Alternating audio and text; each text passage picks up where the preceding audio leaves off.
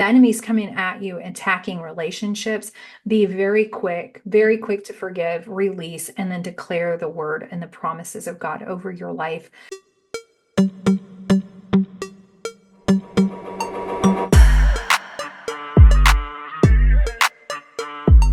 Well, Kathryn, thank you so much for being here. I just kind of want to jump right into it. You say that you are a transformational life coach. That can mean so many things. So, what does that mean to you, and how specifically do you help people? The word tells us, Romans 12:2 says, we will be transformed by the renewing of our mind, or don't be conformed to this world. The patterns of this world is the beginning of that scripture, but be Mhm. transformed by the renewing of the mind. And so the only prescription, so to speak, for transformation in the entire word is that right there. Transformation in our life begins with our mind. And so as a transformational mindset life coach, I deal with the mind. So I deal with not just the mind, but the battles, the war that goes on in between our ears, right? And so I help women to take their thoughts captive, learn what does that even look like, first off? Mm, How can we do that? Get in a habit of doing it, because our thoughts are many, right, throughout the day, and they steer. They're like the rudder on a ship. Our tongue, people say that too. Our tongue is like the rudder on a ship. But I also believe that our mouth, whatever comes out of our mouth starts up here yeah, with our thoughts. So really just helping women to discover what thoughts are they're thinking, first off, because most of us don't even realize what we're thinking, and yeah. how it may be holding us back from moving forward in whatever area that we want to, in our careers, or in our relationships, in our health, in our finances, whatever that looks like. And so just really going in and learning how to take our thoughts captive by knowing what they are, and then renewing our mind. And how do we renew our mind? Going to the truth of who, what the word says, who we are, what does he say about us, and what is true, period. Okay, like what's true, always going back to renewing our mind with the truth, and we're just learning how to do that. And then just breaking strongholds, when that's the most important part. And a stronghold is a limiting belief. Like that's just really what it is. We build these big, things within us that are like fortress. I just like picture it like a big fortress, and we're just like caged in it, and we can like see out the people, and we build these like belief systems, these strongholds, and we need to demolish those, and we need to tear them down, because those faulty belief systems are keeping us stuck as well in whatever cycle maybe we are in that we no longer want to be in. So that's what it means to me, Mhm. the long short of Yeah. it. No, that's fantastic. Thank you for sharing that. It's really interesting hearing you talk because I can't help but think, after interviewing so many women on the show, knowing that a lot of their own personal experiences has led them to the business that they're currently in. And so I'm curious, have you had events in your life where you have personally had to break down some stronghold that maybe was kind of like the story that got you to where you are now and helping others do that. Do you have a story in there? Yeah, absolutely. So I think that it's true that most of us are trying to help others from a place of our, our own past mistakes, or learning from. And so the word tells us that we should comfort others with the same comfort that we were comforted with. And Mm-hmm. so that to me is kind of like a mission, like, okay, here's where I've been. Now I'm on the other side of it, still continuing in my process of life, which we all are growing and learning till we die. But that I can now look back and say, okay, like come with me. I know the way through. Like I know that these are the things that work, and here's why we need to do them. So for a long time, I kept myself stuck because of outside circumstances, that I believed certain things because of whatever was done to me, what somebody might have said to me or called me. It could have been in the third grade, doesn't really matter. Right. But these things that happen in our mind, where we just build these belief systems, and then everything we do, we operate out of that. And I was realizing at one point when I started my business in 2020, my world crashed. And like most people's did in some way or another, I lost my job, which meant I lost my identity. And I was finishing up writing my first book, and it was going to be, I was in the process of writing it, but it was going to be published soon. And it was just so much that was going on. And I realized in that season that I didn't even know that I had my identity wrapped up in my job and what I did. I Mm-hmm. thought my identity was grounded and rooted and completely firm in Christ, but really it was not. It was in my doing. And Mm-hmm. I believe that the Bible tells us we're to, human beings, right? Not human doings. And so let me just go back to me. I struggled with getting my identity from doing, from the accolades, not necessarily like maybe like the Atta girls, right? Like you're Mm-hmm. doing a great job achieving. So Mm-hmm. I was a perfectionist. I beat myself up, still recovering perfectionist, really still recovering, but I've gotten a lot better because I've learned how to push past the stuff, right? And so I just recognized that there were all these things that were in my way that I was running, and it took me still 2 more years to really figure this out, but that I was running so hard to achieve all these things in life. I was not taking care of myself. I was not paying attention to my headspace or my heart space. And I Mm-hmm. was just really inundated with looking at what other people were doing, comparing myself to other people, trying to do my business the world's way instead of God's way. And I was just trapped in this cycle and couldn't figure out why. I mean, there would be days I would just be crying. I would tell my husband I'm such a failure, and I wasn't failing at Mm-hmm. anything, but I took on the lack of perceived success because that job title that gave me that success was kind of ripped away. But Mm-hmm. because I felt like a failure, I would say I'm a failure, which I had to like, oops, flip the script on that and start saying things differently. So I just recognized in this season of what felt like just being really stuck in a like a holding tank that I just had to say, okay, that's enough. God, I can't keep going on like this. I know I'm a high achieving person. I know that I work hard and I push myself, but I'm not taking care of this temple at all, which is what I'm preaching for people to do, and I'm not doing it.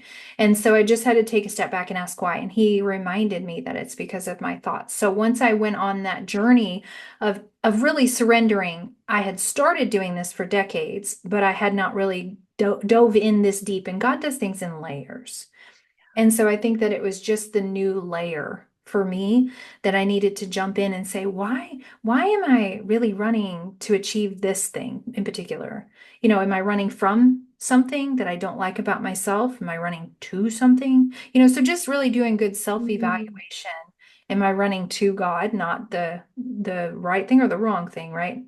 And so I just kind of had to get to that point where I understood that taking my thoughts captive and really not letting my emotions run my life and just extending forgiveness and doing all of these things, continuously releasing. Really, that's a big thing for me is releasing and teaching my clients to do the same in a very simple, practical way at any point in time. It doesn't matter what's going on in your day, that you can do this. It doesn't matter how busy you are. And so because I saw the results of that fruit when I stepped back and said, okay, self-care is more than just getting my nails done. It's more than just going to the spa. All those things are fine. I saw that need in order to be able to lead people properly. I couldn't lead if I was still bound by Mm-hmm. things that I would not release and let go of. So that is definitely why I do what I do, because I really want to help other women that are doing the thing. They're smart women, they're achieving the things, they're out there, they got all the what do you call those letters behind their name, Yeah. PhD, they got it all, right? Yeah. But there's this level of like something inside of them that still needs to be released. And I think we all do. And we just kind of need to walk Mm-hmm. through that and find out what is it that's holding us back from really moving forward in whatever area God has called us to do, to lead those that He's called us to lead. And we can't do it when we're carrying like 16 ruck packs. We just can't. Right. Right. Yeah. So, that brings up a question for me. So if somebody's, watching this and they're thinking, they're hearing your story and they're thinking of strongholds and you're saying something like, we have to figure out what's holding you back. Like, what would be the first step that you would tell somebody to do or to start in order to find what that is? Mhm. Well, I mean, obviously, it's just to me, it's obvious at least, but it's self-evaluation. Yeah. Let's ask. just do a quick even assessment. It doesn't have to be days on end of sitting and journaling and picking apart everything. It could just be a quick assessment. What's going on in your life right now that you don't like? What fruit are you producing in your life that you know is not good? And it's usually the behaviors like, oh, I'm angry at my kids. Oh, I'm snapping at my husband. Oh, I don't want to go to work. Maybe I'm feeling anxious. I'm overeating. I'm ruminating. I'm doing all these things. Okay. Like, so there are behaviors that are happening on the outside. Mhm. Identifying those behaviors is number one. What are you doing? Like, what are you doing that you don't want to do anymore? Mhm. What is it you want to start doing that you're not doing and why? And then we start digging. That's when we start digging, but we have to identify. And it's so important for you to go, okay, wait a minute, Kathryn, why, why are you craving fast food when the world is falling apart around you? That's weird. Just asking, getting curious. It's so important because once you recognize the behavior, you can get curious about it and be okay with saying, well, because I feel like that's the only thing that's going to keep me grounded right now, which is not the truth, but it doesn't matter. It's true to you. It's true to me in that moment. And so identifying, is that something you do on a regular basis? What triggers that? And let's go to the root cause, which then we go through with Jesus. So that's kind of the first step. And it's very important, super vital. And most times it's hard for people to do on their own Mhm. because we're so close. Like we Yeah. can only see right here. Like we can't see, I can see through this finger, but that's about it. If I remove this, the blinder, so to speak, then I can see clearly, like, this is everything that, oh, okay. So I'm the one that comes in and starts seeing things from far, like Holy Spirit discernment, seeing things from a higher up view, and then I can gradually help you to pull away also from whatever it is, so that you can begin to see too. Okay, wow, I didn't realize I was doing this like that because of this. Mhm. Deal with the because Mhm. rewire our brains, dealing with all of the things that are going on in our brains, and dealing with the emotions that are attached to those things that we do on the outside. But it all starts with our thoughts. But we can't go in to find out what the thoughts are until we see the behaviors being produced on the outside. Yeah. That's really great. That's so good. I was thinking of the word deception. Part of this because I was talking to my kids about the word deception this morning and what that means. Um And as you're talking, I just think like, well, of course we need somebody else to help us because when we are so close to our problem, our life, our habits, our actions, right? It's almost as though like we have been deceived by the enemy to believe these lies that we have developed or heard over time, and we need somebody to remind us of what the truth is. So, like to be able to see it, to point it out and then to help us to come back to what the truth is, what God truly says, what he says about our identity. And I just think that's really so good. And as you know, identity is like what the enemy is after in the Yeah, world today. I mean, yeah, I think always, but man, if he can get in even just a little bit, it's easy to be deceived and to start believing these lies that are not from God. yeah, So, yeah, that's true. And oftentimes we're operating out of a wound that we're not even aware mm, that we have there. And one of my prayers on a regular is, search my heart. God, know, is there any wicked way in me? And usually, wicked ways in me, so to speak, is because of woundedness. It's mhm, because I have a festering wound that I've refused to go acknowledge, and kind of allowing myself, the way I see it at least, and this might help you to kind of picture it like this. The way I see it is that if I had been diagnosed with breast cancer and I was going to have a double mastectomy, for instance, and I was going to have the whole entire breasts removed, right? I would go to that doctor, that physician, that surgeon, and I would willingly, vulnerably, right, sit on this table like naked and have to, like, I'd have to put myself up on the table. And they don't just like force you there and tie you down. Like you have to sign consents, you have to do all these things. So I'm consensually getting on this table so that I can be healed by a physician. But the great physician is the same way. excuse me, with our lives. We don't want to uh, deal with what's going on inside of us. We just want to keep like pushing it, pushing it, pushing it, pushing it. But eventually the rug gets big enough, like we keep sweeping under the rug. We're just tripping over it. Everybody else sees it. We don't Mhm. necessarily, because we're like, whatever, like head in the sand. But we need to allow ourselves the time, just like anybody else that had a cancer. If you have an unhealed wound, it's like a cancer within you. Mhm. And you may not know it. It maybe has been there for 25 years. It doesn't matter, but Jesus can show it to you in an instant. And if you will allow yourself to go before the great physician, lay on the operating table of heaven, say, God, have your way, because this needs to go. Whatever it is, this needs to go. And then just letting him have his time. You have to give that right consensually, letting him have his time, asking him to go in and heal you, and to not just put a band-aid where you have this big gaping wound, but there may be things that need to get cleaned out. There may be things that need to be completely cut off. There may be things that need to go, you know what I mean? So like we have to give ourselves the space to actually deal with the woundedness so that we can take off the lenses that we're looking, the wound lenses that we're looking through, and everything flows out of that in our life. And so that's where the thoughts we produce these thoughts that we have primarily from woundedness, Mhm. ones that need to be Mm. dealt with. Yeah. Yeah, that's good. That's a really great analogy. I've never heard anybody explain it that way, and I think it makes such complete sense. So thank you for sharing that.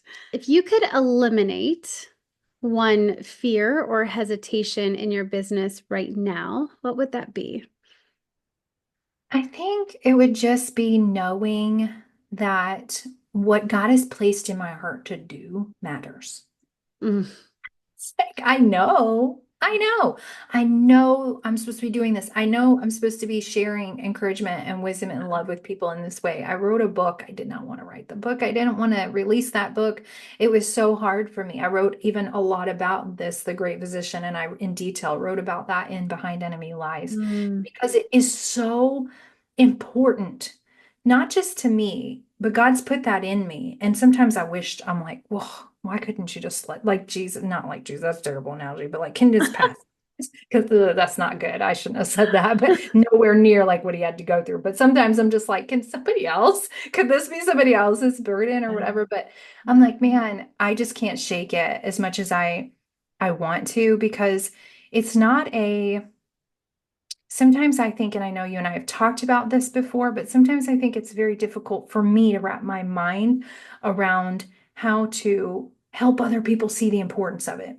Yeah. And because I see the importance of it, and I also have helped other people walk through it, and then they're like, whoa, the simplest Mhm. things to me are huge things to other people. And so just removing that, the lies, right? Like it doesn't matter. What you do doesn't matter. What you say doesn't matter. Nobody's listening. Nobody cares. This doesn't, this isn't going to produce. Blah, blah, blah, blah. The enemy, he just wants you to focus on everything else and distract. And you even said deception. That was so good too. And that comes from the lies, right? The lies that what you Mhm. do doesn't really matter. But yes, it does. It It does. matters. What you're doing matters. If God has placed it in your heart, maybe the timing might be off, or maybe not. I don't know. Or maybe you just need to be quiet a little bit longer and hear a little bit more strategy from heaven on what it is that He has for you to do. Or maybe, like me, it's time to pivot. Like I had to do that recently. And it's been like, oh my goodness, it's been rough because you think, oh gosh, like not you necessarily but me, like I think, okay, well, I've done all this, is it for nothing? And so those are the types of thoughts that I think a lot of us in the any business really, but especially in what I'm doing, and I've heard this before from other women that I've talked with that are helping people, even counselors, spiritual counselors and things like that, because some of what I do does end up going into the counseling department, a little bit, even though I'm a coach. I'm a certified mental health coach, and I just can't help it. That's through the American Association of Christian Counselors, so I'm always just counseling. I've just always kind of been that person, but it's for freedom that Christ set us free. So it motivates me when I feel driven by, not in a bad way, Mhm. to get out there and say like, hey, This is important. Forgiveness is important. Releasing is important. Dealing with what you're thinking, because everything does start there. And you may come into a space and say, okay, well, God told me to do this thing, but there's already 150 people out there doing that thing. So what does it matter that you're gonna, do this thing? Mm, Right? So that can be a big one also. But when you just know that you're running towards whatever purpose God has given you, you only have the voice you have. Nobody else has your voice. Nobody else can say it the way that you can say it. mm, Nobody else is going to meet the people that you're going to meet, God's going to bring into your world. And I remember kind of going through this, Teresa, where I was like, this barrier of this thought, these couple thoughts that I was really having, struggling with, like, what is this? What is this? And I remember God saying, don't pursue people, pursue me.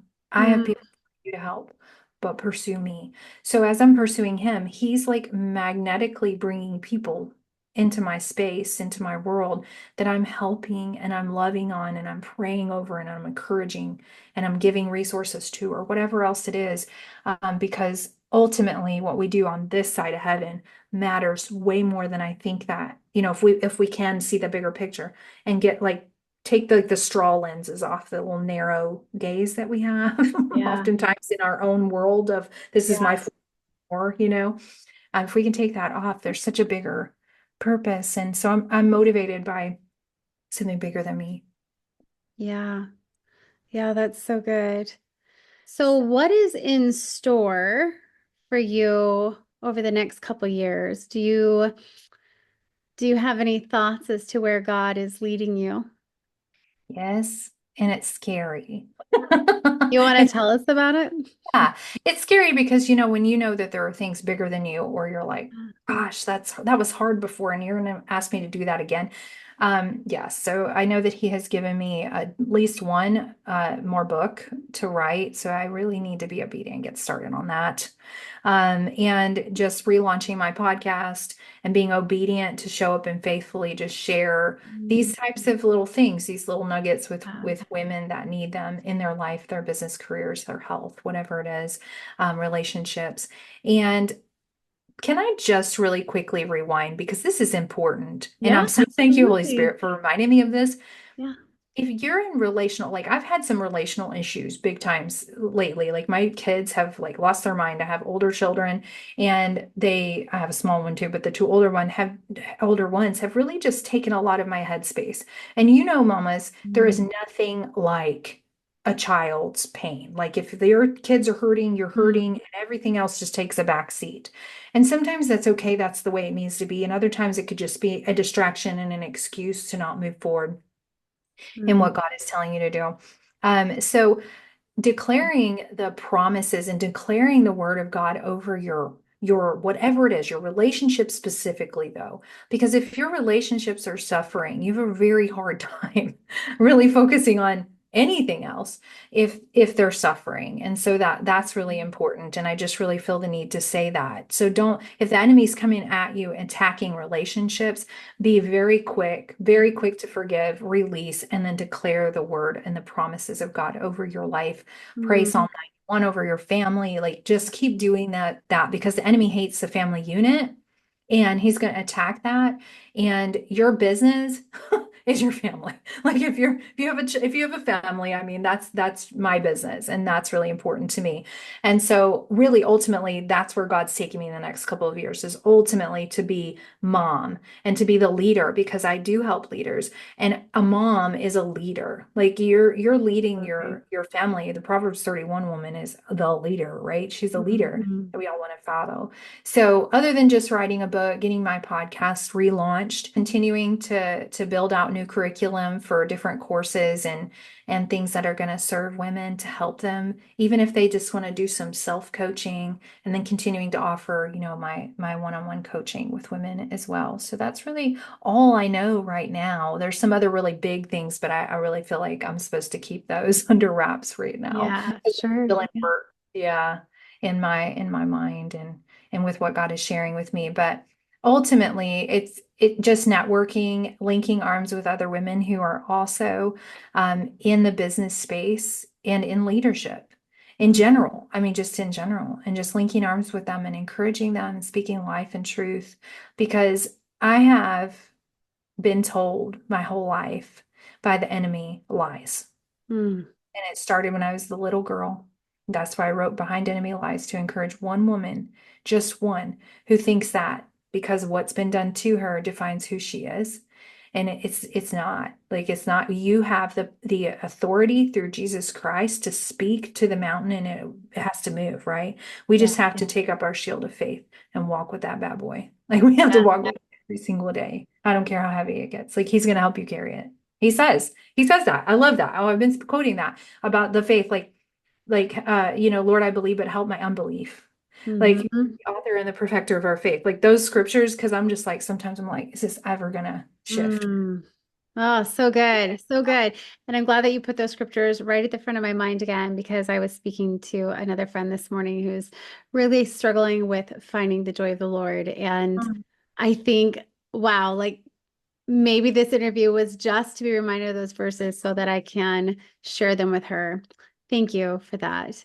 Yeah. Um, well, Kathryn, so we like to end our interviews with a question that either comes from an audience member or a past guest. So I'd love to ask you a question. Are you open to that? Absolutely. Yes. All right. So, okay, so your question is, what is the biggest lesson that you have learned from failure?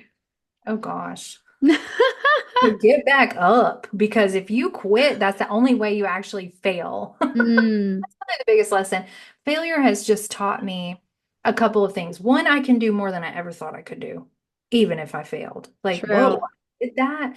And really, failure is only like, where's the line you set, the saying that you failed, right? If you hit that Mhm. line, then you failed, right? No, like if I want to do 20 squats and I only do 18, I'm not a failure. I did 18. So, Yes.